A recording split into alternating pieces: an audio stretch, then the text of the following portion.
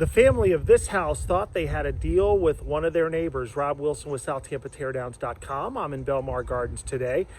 This recent sale, we started talking with the agent, working with the family, and looked like they were pretty eager to sell, but we quickly got a call back that said they were under contract with a neighbor. And what often happens when a neighbor is involved, there might be other family members involved, folks that want to maybe buy a property for any number of reasons, but for whatever reason, this other family, this neighbor, pulled out of the deal, and they reached back out to us here at SouthTampaTeardowns.com. We quickly came to an agreement on an offer and closed the property as agreed. So if you're looking for somebody, especially if you've already been burned with a contract that has fallen apart, and you want to try again with somebody new who's going to do what they say they're going to do, give me a call. I'm Rob Wilson, Director of Dirt at Exit Bayshore Realty.